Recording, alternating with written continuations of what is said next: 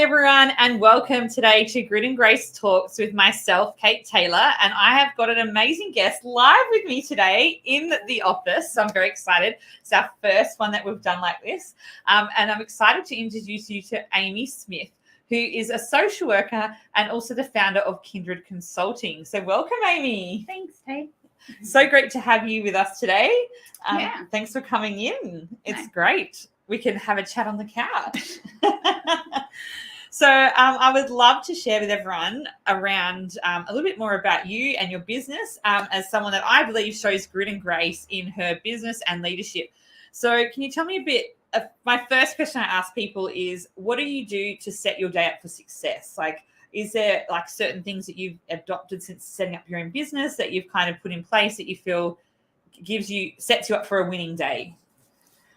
Thanks for that question. So, full disclaimer, I'm not a morning person. So I'm not going to pretend that I get up at 5 a.m. and I write in my gratitude journal and do all of those things. It'd be nice if we had time. I also have a toddler, yes. but he likes to sleep in too. So I feel like I've scored there. Oh, that's good. But what I have started doing recently I've had my business for about a year and a half now, and I mostly run it from home. And so I try to get up a bit earlier, make myself a coffee, and then I sit out on we have a really nice balcony. Okay. And just spend 5 minutes in the sun if it's nice. Yeah. Just to, I guess, start the day a bit slower. Okay. I think that's the biggest thing that I've found having my own business. It's really hard to not think about work. That's true. And it can easily become really all encompassing. Yes. Every day of the week. And so I've been trying to, I guess, create moments in my day where I slow down, where I just be present, really. So I'm trying to do that at the start of the day. That's great. Yeah. And when you have that 5 minutes to yourself, is there something that you do in that time? Like, what is it? Like a journal, or do you listen to like a song, or like a meditation? Like, what do you do in that time? That's like you time to start the day. I try not to do anything.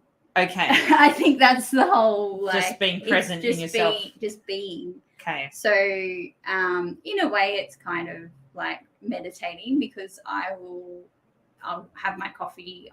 There's this really great exercise around just being like, what's the mug feel like in my hands, like how the smell, the birds, like just being aware of my surroundings, being really present, and of your surroundings. Yeah. So not having music on, not having my phone. Okay. Yeah, and I'm not a guru, and I don't spend an hour in that. Do you do some breathing in that time as well? Yeah. Yeah. Okay. Try and do some diaphragmatic breathing and things like that, and just connect with myself, and I find that it's really helped me to just start the day slower. Yeah. Not doing. I think in our society, particularly as a business owner, yes, it's all about doing. It's all about what's next. It is. And I, still have moments where it's hard to, at the end of the day, switch off. It is. And so I know that if I start to integrate those more pockets of time, pockets of pausing. Yeah, I like that. Pockets of pausing during the day. Yeah. Yeah, I like that idea. And it's something that we can all do wherever we are, whether we're traveling for work, whether at home, or wherever it is that we are. We can create those little pockets of time in our day just to be present and kind of, just listen to our bodies and listen to what our heart and our head is telling us, right? Rather than just action. And that's where the grace comes in. That grace in leadership, being grace not just to your staff or your teams, but to yourself as a leader. I think, we are great role models as parents and as leaders to the people that look up to us. And so I think it's so important to develop those good self-care habits to showcase to others around you that you're not just saying do these things, but you're doing it yourself. Yeah. Kind of leading by example, as they say. With kids, they say, it's not what we say, it's what we do that they notice. Yeah. And so I think it's the same in leadership and life, that we need to remember that. And I find, particularly because of what my business is, and I definitely don't do it perfectly, but if I am not practicing this. Like my business is about mental health and well-being, and self-care for staff.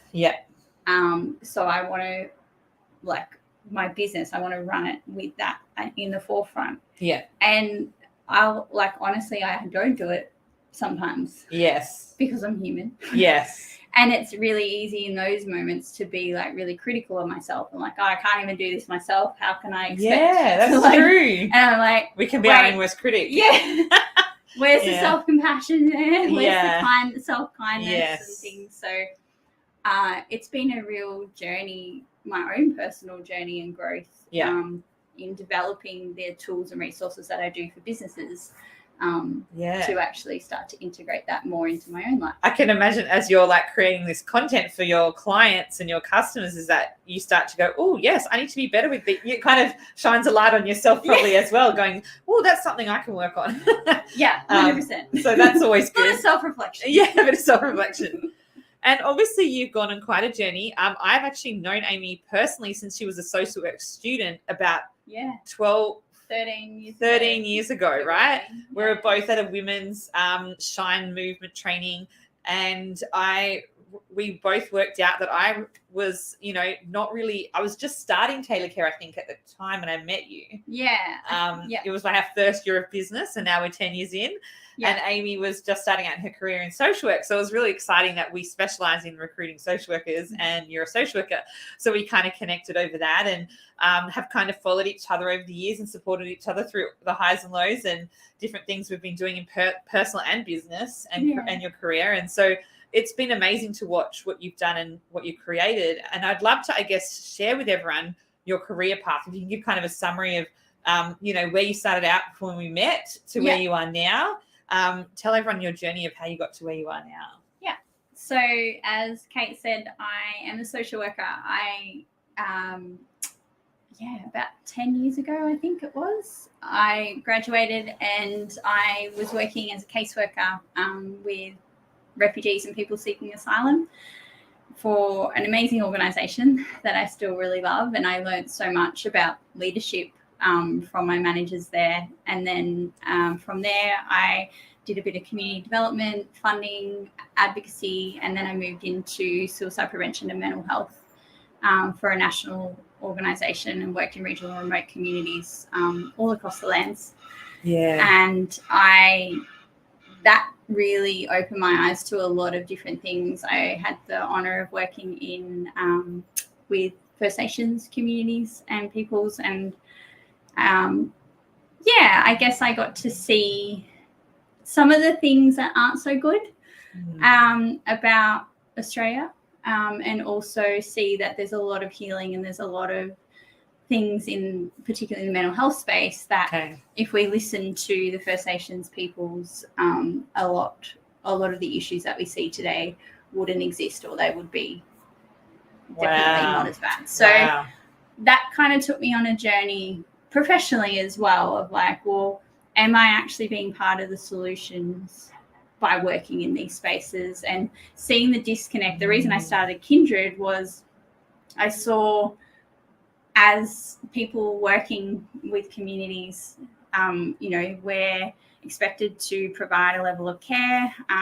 For me, the trauma-informed care is the one that I believe has a lot of weight and it carries like the evidence around it. It's really beneficial for everyone. So we would be, expected to do that, but then the organizations and how the structures and the systems are not trauma-informed. And so it's really hard to actually be trauma-informed and give that care to someone when you're not provided with that support yourself. I think that's something as a recruiter over the years, working with a range of not-for-profits, disability providers, even government, I get to hear a lot of stories of people in their careers and what they're unhappy about in their jobs, or if they're not coping, or if something's happened. And people come to me for a new job when they're not enjoying what they're doing, right? So I often hear like these kind of feedback that, they're not getting that trauma-informed like support and follow-up and care that they need, that they're expected to give to their clients. And so I can see why working in it, you would see it even more. Like I'm on the outside hearing it. So I can imagine it would be very eye-opening, especially in that suicide prevention space when you're exposed to seeing and hearing a lot, and then you're like, how do I make sure my team and I are all getting the same support in return for what we're hearing and seeing and doing? So that kind of filling your own cup up so you can help others. That's kind of missing maybe sometimes.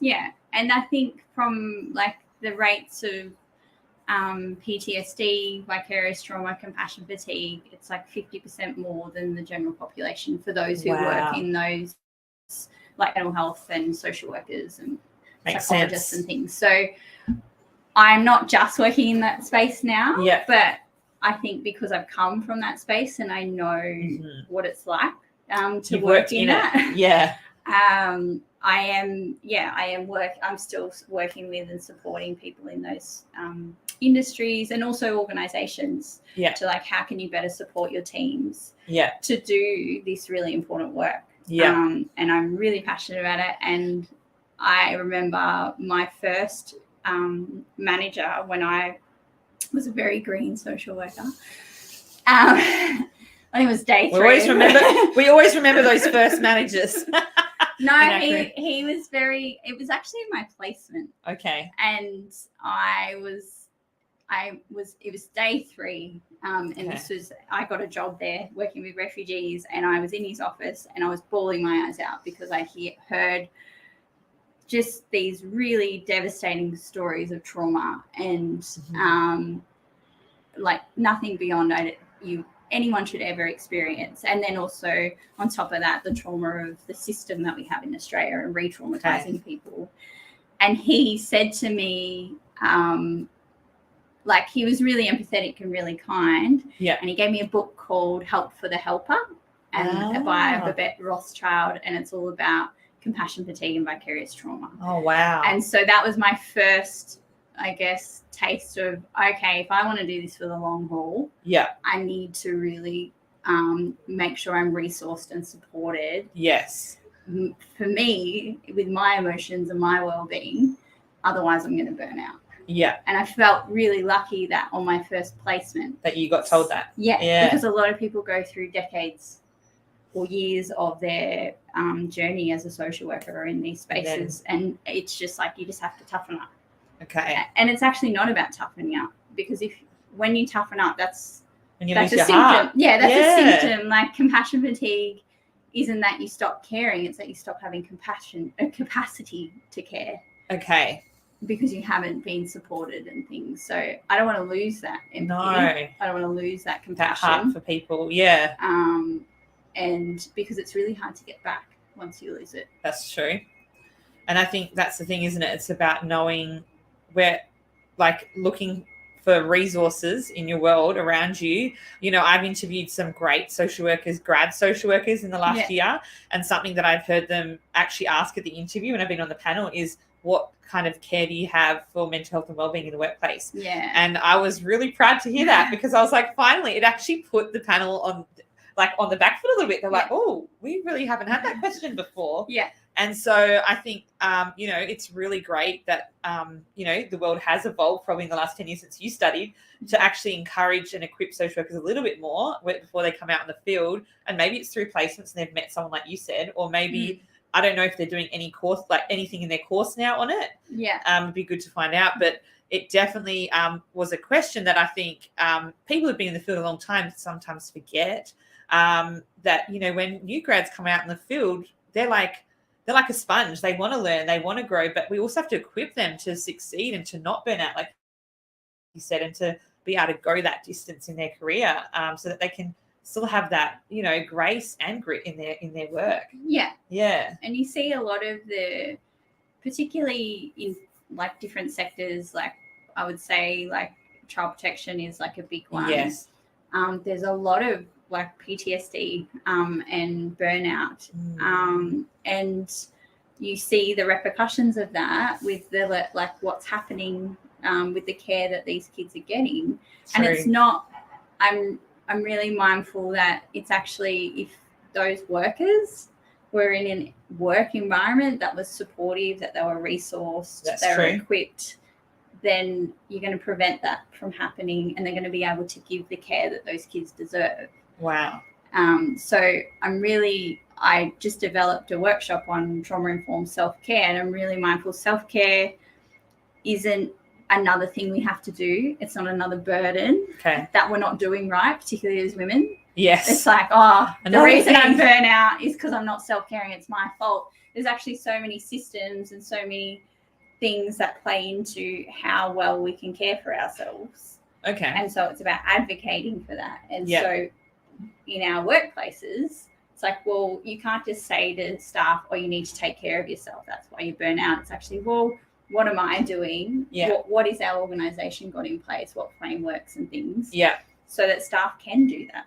Yeah, exactly. No, it's interesting, isn't it? And I think I think COVID's probably accelerated these conversations more and meant that we've had to do. Did we have a glitch? Do we have a glitch? This is definitely uncut. It's something that workplaces, I think, that aren't even in the sector are doing more and more since COVID. I've seen corporates step up in this space. I've seen a lot of different wellbeing programs in a lot of different businesses now that they've developed or put in place to help their staff. And I hope that it continues. Like, I hope it doesn't just disappear now that COVID's kind of stopped. Well, it hasn't stopped, but you know what I mean? Workplaces are getting back to normality again. I hope that they actually rethink what they're doing and how to support their team, immigrating them back into the workplace rather than working all remote, things like that. Like, what's their strategy around that? Because I can see it's been done well and not so well in businesses that I hear around getting people back in the workplace after being able to work from home for so many years. Like, what does that look like, and how do we do that in a, looking after their wellbeing and mental health as well? I think, people have adjusted their lives to cope with the pandemic, and now we have to kind of find some middle ground here. Yeah. And so it's been quite interesting to see and hear different businesses and how they're doing that well or not so well. Is that something you've seen a lot of in the last year? Yeah, and I think you kind of touched on, this is the first time it's been reported since basically World War II where we've had a collective trauma globally. That's true. And particularly nationally, we had droughts, we had bushfires, we had pandemic. Now we've got like inflation, and topped on that, you've got your systemic things around racism, ableism, sexism. Like, there's a lot that as a society we've been exposed to different levels. Yes. That impacts on how we show up in the workplace. Wow. And true. Even like there's a lot now around like trauma-informed change management, because change management, if you want to do a big change in your organization, the traditional, you can't look at it how you used to 5 years ago, because your workforce is traumatized. And so it adds a layer to how, we've had so much uncertainty, so much unrest for years. That impacts on our nervous system, that impacts on our trauma responses. And so you've got a heightened trauma, like a workplace that's exposed to trauma. So how you support them, how you go through change, and all of those things needs to change. Yeah. And needs to consider those things. And most people don't know how to do that. They're not aware of it. No. They see the problem, but they don't know how to fix it necessarily. And I think that's where services like yours have come in and actually at a right time in the market to be able to actually help companies with this. Yeah. So can you tell us a little bit more about Kindred Consulting and the work you're doing at the moment with different companies and the services that you offer? Yeah. So I guess there's like three things I do. So I provide support to organizations who want to create mentally healthy workplaces. Okay. And I use a trauma-informed approach in doing that, because I think, like I just said before, we've all experienced trauma to some degree particularly over the last few years. Yeah. But trauma-informed care doesn't just benefit people who've experienced trauma. It actually benefits everyone. Okay. And so why wouldn't you integrate those kind of practices into your workplace? So I do work with businesses around creating mentally healthy workplaces. And the first thing we do in that is asking the staff, how mentally healthy do they perceive the workplace to be? Okay. And then from there, I do like focus group sessions and work with the staff to kind of pull out some recommendations and ideas of what would they like to see in the workplace. Yeah. And even I've had the privilege of working with a few small businesses that are actually really great and have like a really great workplace culture. But they've been willing, and I think a business being willing to go through this process shows really strong leadership, because they're like, we're happy to put a mirror up to ourselves and see where we can improve in this. Wow. That's amazing. So I think those leaders they're already ahead. Doing well by engaging in something like Kindred. Yeah. But I also love seeing the ideas that the staff, when you create an environment and create space for them to have ownership over, okay, we want a mentally healthy workplace. What can we do to create that? And some of the ideas that come up, it might just be really small things, but it like those little shifts just like strengthen the morale, strengthen the workplace, strengthen engagement, participation, and a better outcomes for the business as well. So, so that's one of the things that I do. And then I also do support around more like coaching, supervision around mental health and wellbeing, using that trauma-informed lens. So that could be with social workers. And also with leaders. So I'm working with a mental health organisation at the moment. Supporting their leadership team through a big transition. Okay. And looking at ways to integrate. That change management type piece. Yeah, more like how do they support themselves and holding space. Like I do sessions, like trauma-informed wellbeing sessions with the team. So they can have a safe space. Although I don't like using that word, because safe for me is different for you. True. So I don't assume that this is a safe space, because I might feel safe, but there might be something. And so that's even one of the things we talk about. It's like, I can't guarantee safety for you, because I don't know. I'm not in your head. I don't know. That's true. Things, but I can cultivate a trauma-informed reflective space. And hope that you can access safety within that space. Oh, I love that. And so I do a lot. That's a lot of the conversations I have with leaders. It's like, you can't assume that you're safe for your staff. But what can you do? And what are the, I guess, tools and strategies and things so that you can create that approachable, reflective space? And a lot of it is around asking.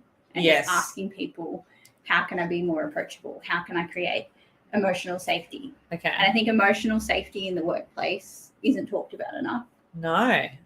That's a good point. But for like really strong, healthy workplace relationships, we need emotional safety. Yeah, wow. Yeah, that's so important. I guess we're so busy running the business a lot of the time. It's probably what you see. A lot of leaders are go that they don't have time to reflect and sit and think about this stuff. And like even in the recruitment industry, I've seen a lot more businesses doing a lot more around mental health and wellbeing and team building, and just doing lots of different activities now, which I never saw before. It was always just work, hustle. Yeah. And now I'm seeing that kind of, they're posting online and things around different activities they're doing as a team. It might be like they're running for a charity, City to Surf, or it could be different things they're doing as a team they've come up with that they want to do collectively to help themselves and each other thrive in the workplace. So that's brilliant. And so in terms of, and you also do workshops too, don't you? I think.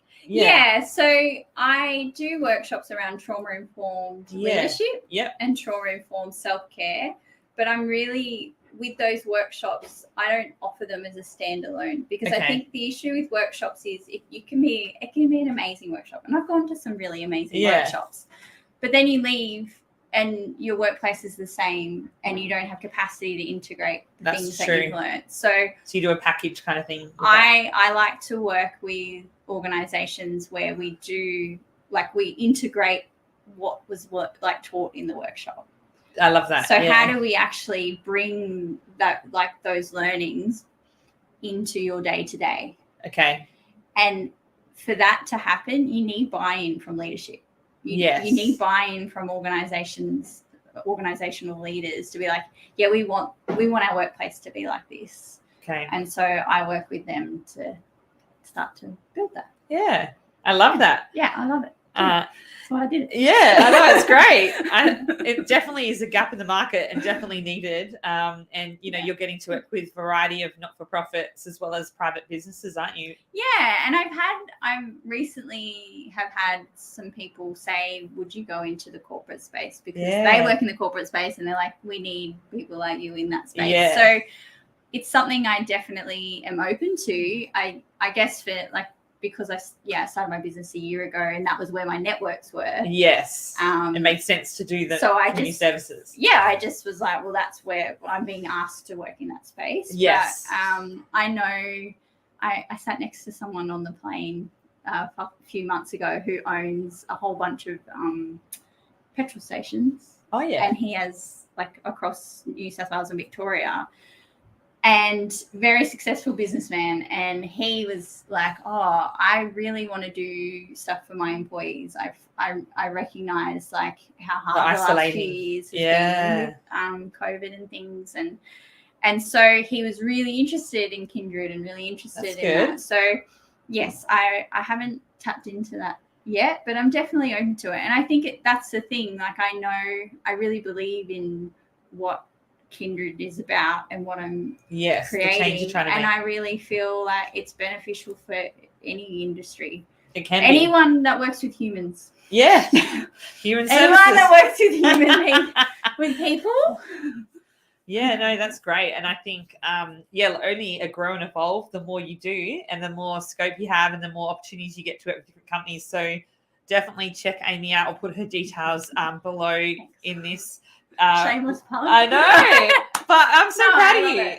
It's great. And I think more people need to know that these services are around and that they can access people like yourself if they need it to come in and just almost do an evaluation of their workplace. And even if you think you're doing good, but you want to just make sure your staff are happy. I love that idea that you consult with the staff and ask them privately, what do they want? Because often your staff as a leader will tell you what you want to hear. Yeah. Whether they mean to or not, they often do. And so sometimes you're just tell me the truth, what you really think.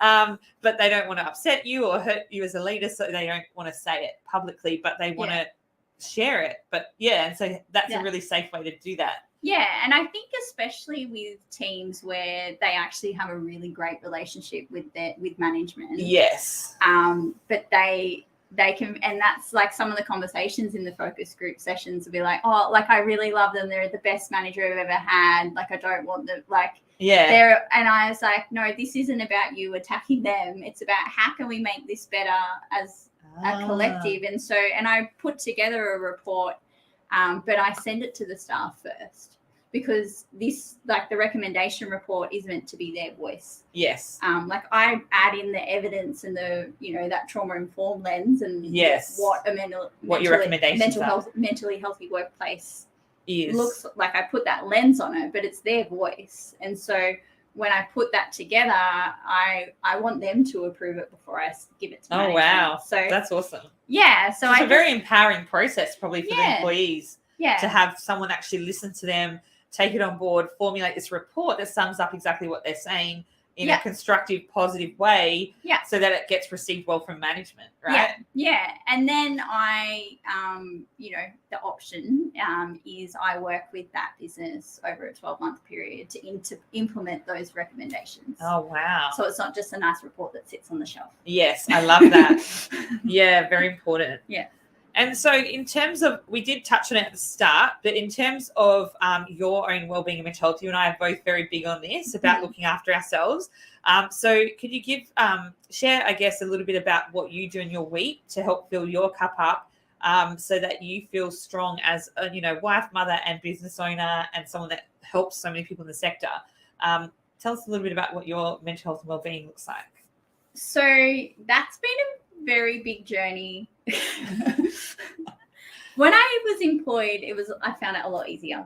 Okay. I found it a lot easier just to, I guess, remove myself, make time, have a bit more of a rhythm and a routine in that. Yes. Like I said at the start, the last 12 months has been huge, shifting from being employed somewhere to owning a business. Yeah. trying to understand what that even means. Like, I'm a social worker, I'm not a business owner. But now I am a business owner. I know. And it's amazing. I think the biggest thing has been around boundaries. Okay.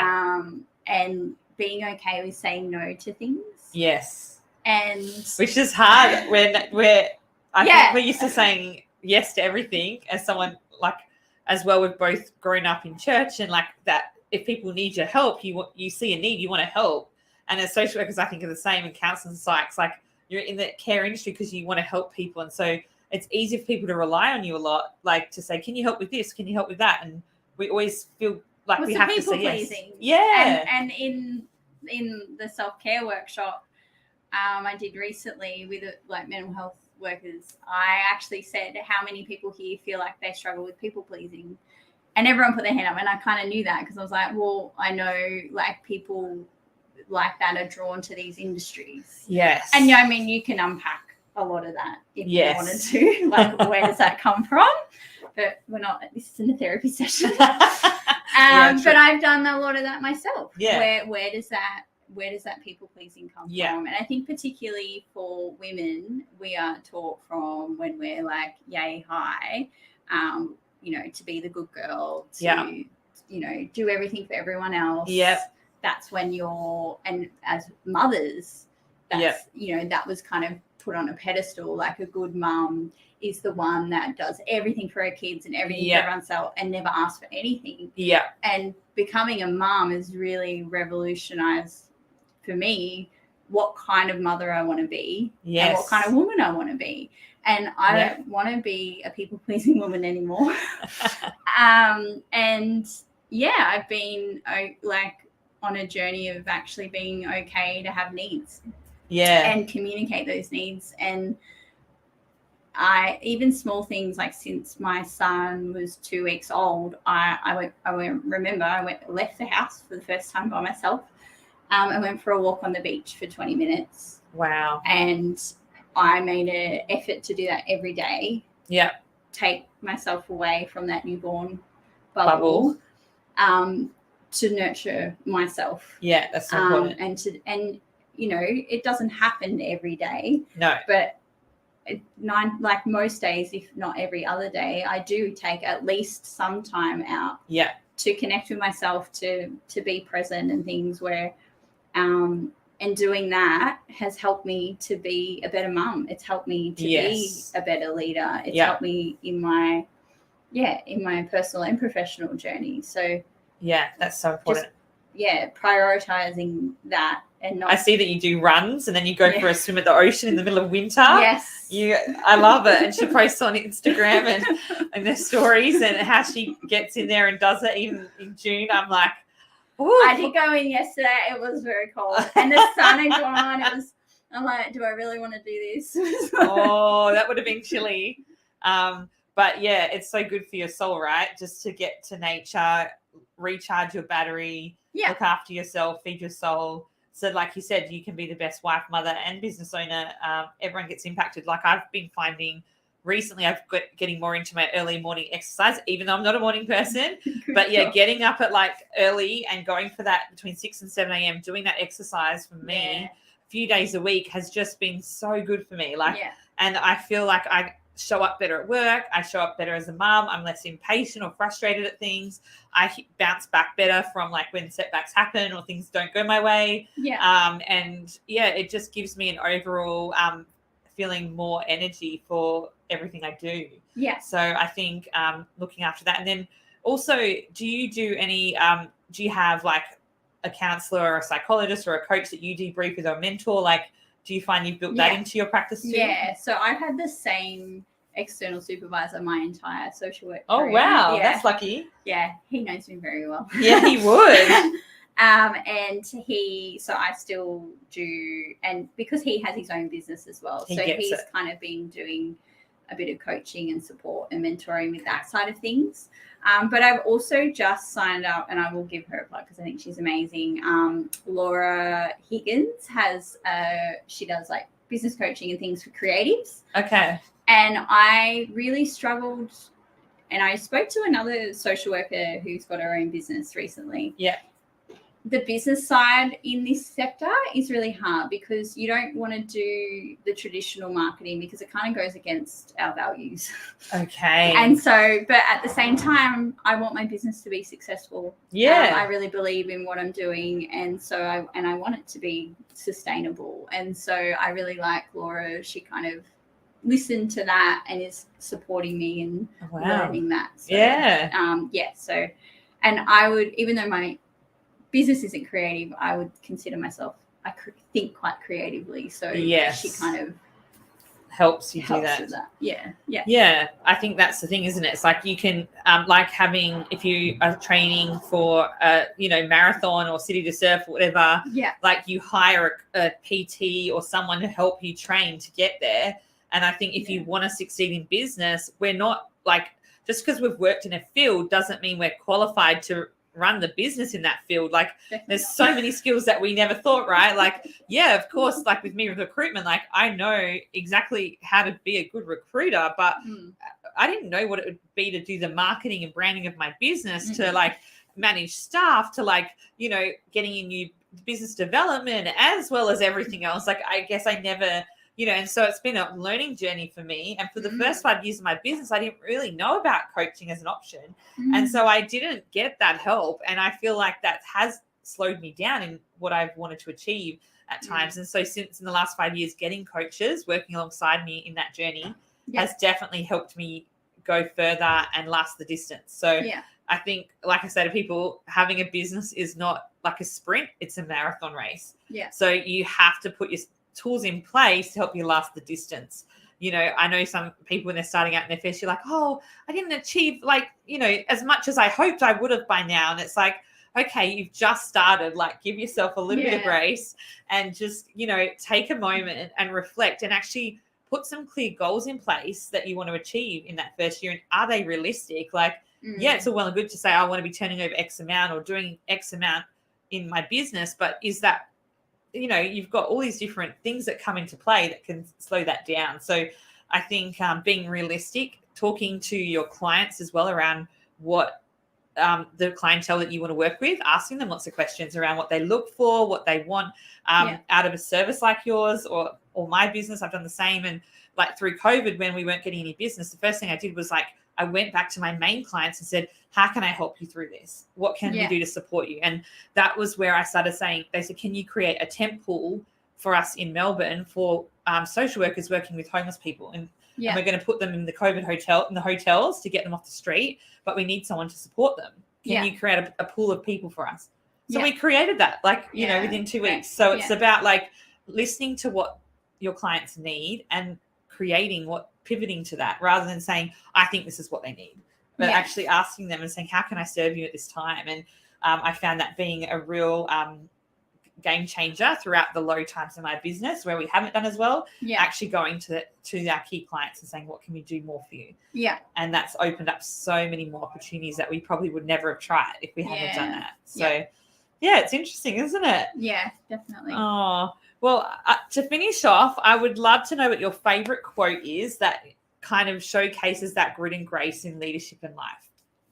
So I was thinking about this. I'm reading one of Brene Brown's books at the moment, Dare to Lead. So she's a social worker. Most people know who she is. And she's got a quote that resonated, that I listened to or read this week, was, you can't get to courage without rumbling with vulnerability.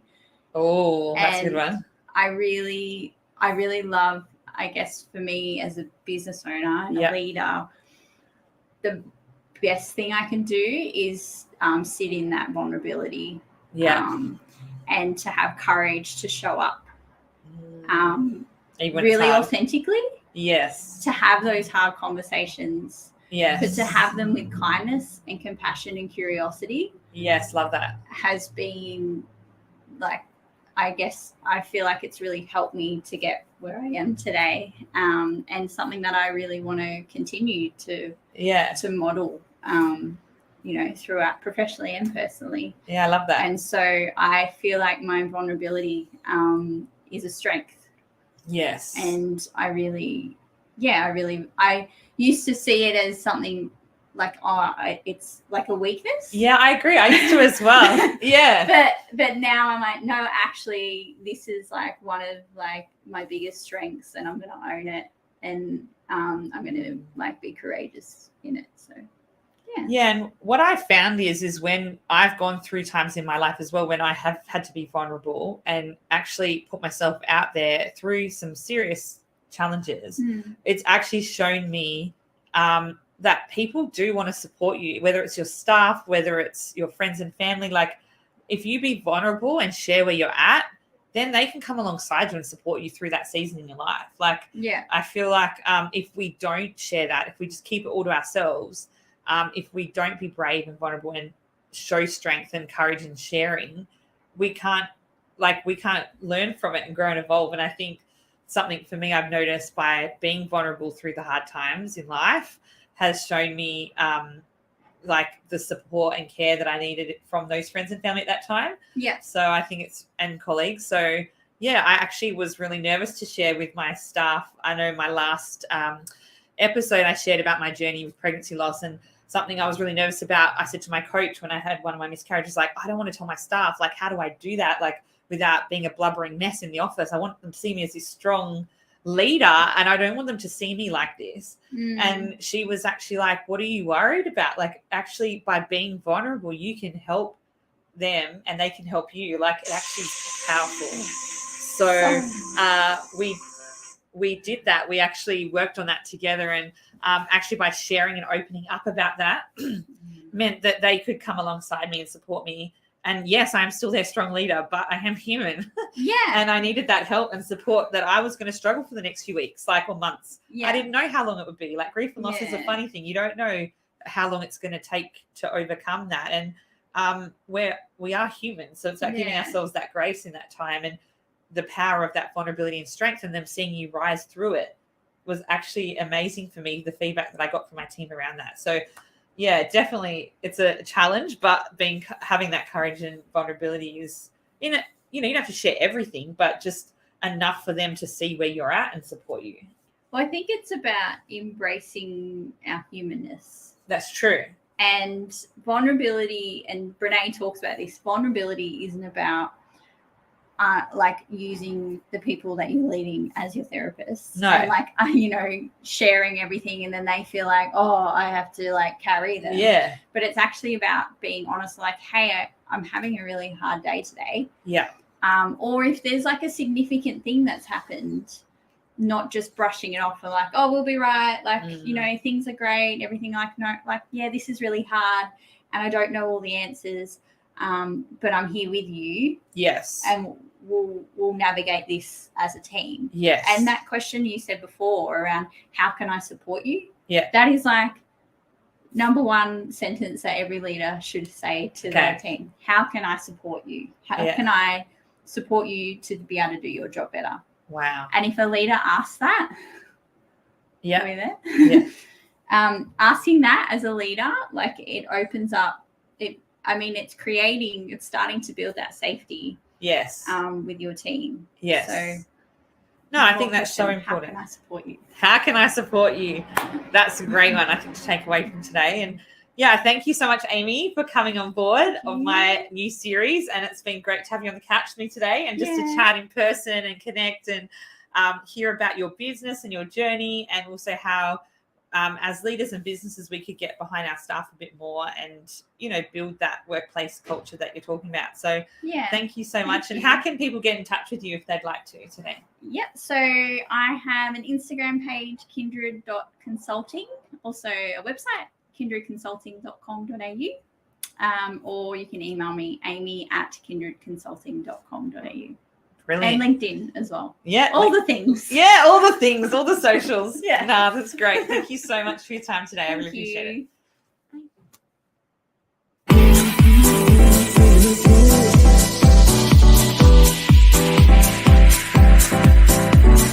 Telling me to dance, taking a chance.